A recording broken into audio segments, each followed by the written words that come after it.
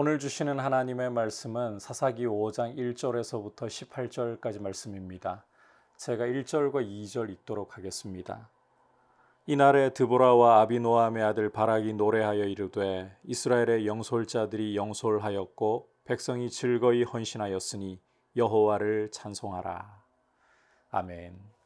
오늘 우리가 함께 살펴보려고 하는 말씀의 배경은 드보라와 바락이 이스라엘 백성들을 이끌고 시스라의 병거 부대를 격파한 후에 하나님 앞에 찬송을 드리는 상황입니다. 오늘 이 찬송을 보시면 2절 끝부분에 여호와를 찬송하라. 자, 왜 여호와를 찬송하라고 노래하고 있느냐? 2절 전반부를 보시면 이스라엘의 영솔자들이 영솔하였고 백성이 즐거이 헌신하였으니, 이 원문으로 이 부분을 보자면 용사들이 머리를 풀어 헤치고 백성들은 스스로 전진을 하니 전장으로 나아가는 모습을 묘사하고 있는 것인데, 용사들이 머리를 풀어 헤쳤다. 우리 문화에서 머리를 풀어 헤쳤다 하면 망난이라든지 뭔가 정신적으로 살짝 문제가 있는 이런 이미지를 떠올리기가 쉬운데, 여기 성경의 문화 속에서 머리를 풀어 헤쳤다는 것은 나시린의 서약을 연상케 합니다. 나시린들이 하나님 앞에 삭도를 머리에 대지 않고 자신을 헌신하는 그 표를 하는 것이죠.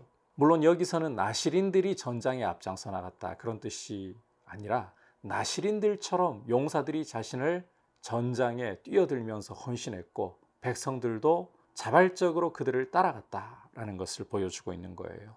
이와 같은 모습을 보면서 드보라와 바락은 여호와를 찬송하라.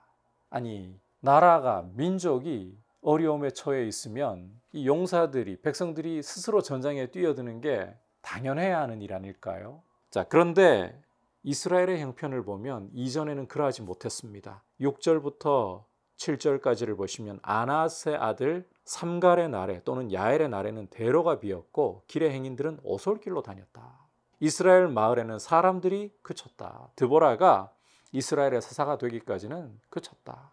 가나안 왕 야빈이 이스라엘을 압제하는 20년 동안에는 야빈이 가지고 있는 철병거 900대, 그 장관인 시스라가 이스라엘을 아예 쥐어 짜듯이 그렇게 억압을 했습니다.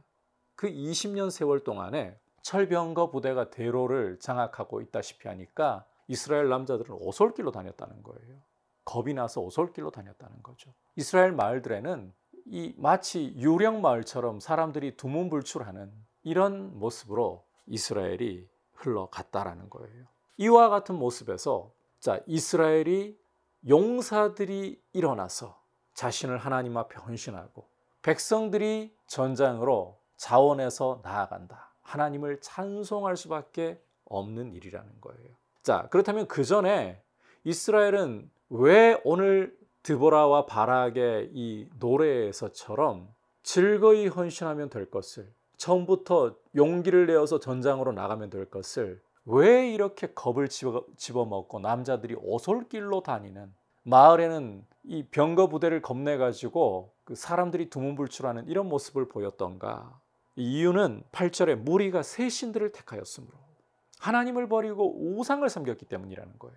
신명기 28장을 보시면 하나님의 백성들에게는 원수들이, 대적들이 한 길로 와도 하나님이 7길로 도망하도록 격파해 버리시겠다, 이 승리를 보장해 주셨는데 왜 이스라엘은 겁쟁이가 되었느냐? 하나님을 버리고 말씀을 버렸기 때문이라는 거예요. 하나님을 버리니까 이스라엘은 이런 공고를 당했다는 거죠. 말씀의 길로 행하지 않으니까 이런 처참한 형편을 겪을 수밖에 없었다는 거예요.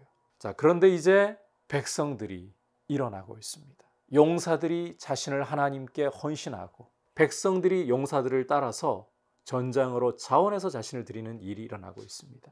자, 이것이 어떻게 가능한 것인가? 부르짖을 때에 이 일이 일어나기 시작했어요.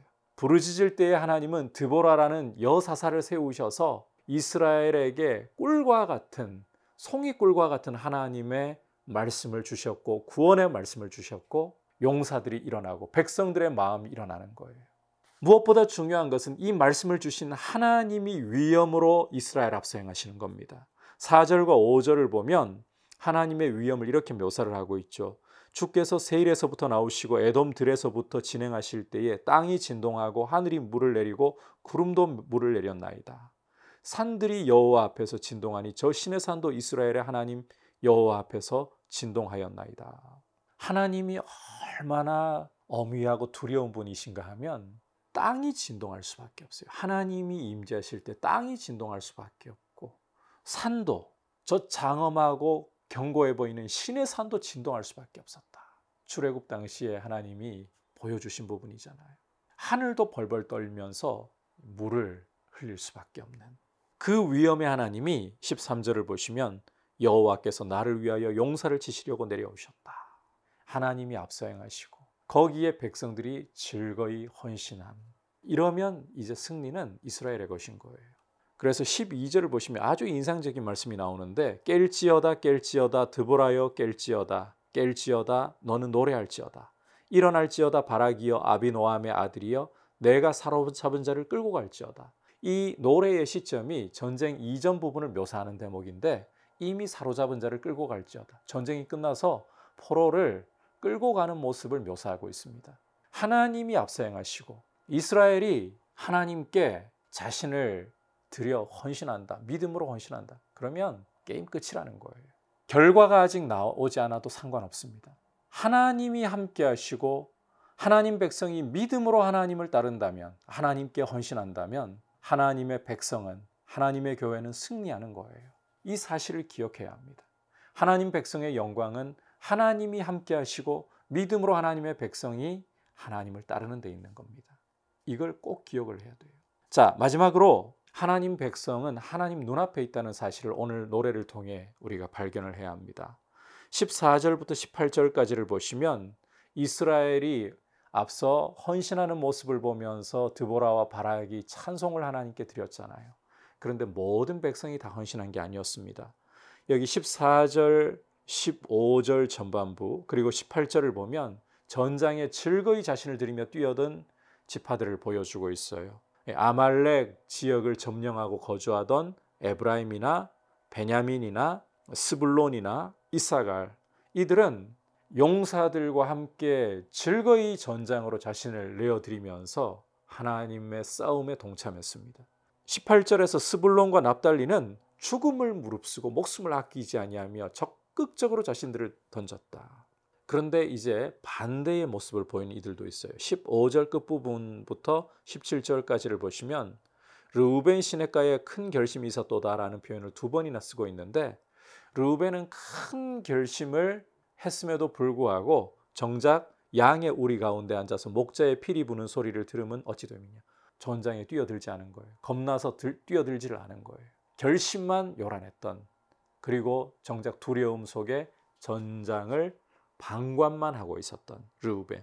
그리고 길르앗, 단, 아셀. 여기 길르앗이라는 것은 므낫세 반지파와 갓 지파가 거주하는 지역이죠. 이 므낫세 반지파나 갓이나 단이나 아셀 같은 경우는 요단강 저쪽에 거주하고 배에 머무르고 해변에 앉으며 자기 항만에 거주했다. 전장을 방관만 했다는 거죠. 미동도 하지 않고 겁에 질려서 두려움 속에서 어느 편이 이기나 하나님이 다 보고 계셨다는 거예요. 우리의 일거수일투족을 하나님은 다 알고 계시고 다 감찰하고 계십니다. 이 하나님 앞에서 승리하는 하나님의 백성의 모습으로 살아가고자 한다면 우리 자신을 즐거이 하나님께 드리는 하나님의 말씀의 길로 행하는 것이 어떤 것보다도 중요하다. 이 사실을 꼭 기억할 수 있기를 주님의 이름으로 축복합니다. 하나님이 함께 하시고 하나님 백성이 믿음으로 나아가면 승리는 하나님의 백성에게 있습니다. 이 사실을 꼭 기억할 수 있기를 축복합니다. 기도하겠습니다. 하나님 아버지, 하나님이 앞서 행하시고 함께 해주시고 하나님의 백성이 믿음으로 행한다면 승리는 하나님의 백성에게 있다는 사실을 보았습니다. 이 사실을 기억하고 하나님과 함께하고 말씀과 함께하는 믿음의 길을 걸어가게 하여 주옵소서. 또한 하나님의 눈앞에 우리의 행실이 있음을 기억하고 하나님께 즐거이 우리 삶을 드리기를 힘쓰게 하여 주옵소서. 예수님의 이름으로 기도드립니다. 아멘.